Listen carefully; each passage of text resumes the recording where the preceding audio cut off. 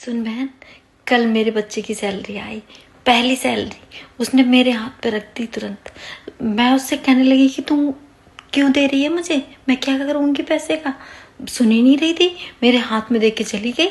मुझे इतना खुशी हो रही है कि उसने मुझे इतना सम्मान दिया। हाँ मम्मी, कल चिक्की की सैलरी आई है।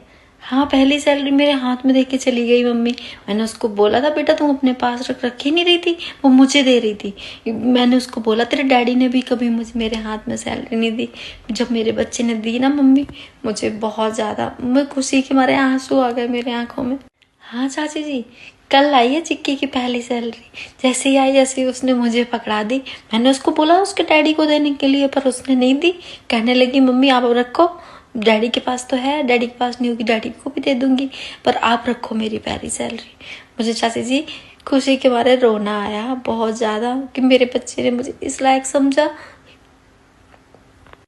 और पता है चाची जी, कहने लगी ना कि मम्मी मेरे रहते आपको किसी से पैसे मांगने की जरूरत नहीं है, आप ही रखोगी मेरे पैसे। मुझे इतना रोना आ रहा है चाची जी, अरे खुशी के मारे आ रहा है, ऐसे थोड़ी रो रही हूँ मैं। मुझे इतना प्राउड हो रहा है कि मेरी बेटी ने मुझे इस लायक समझा।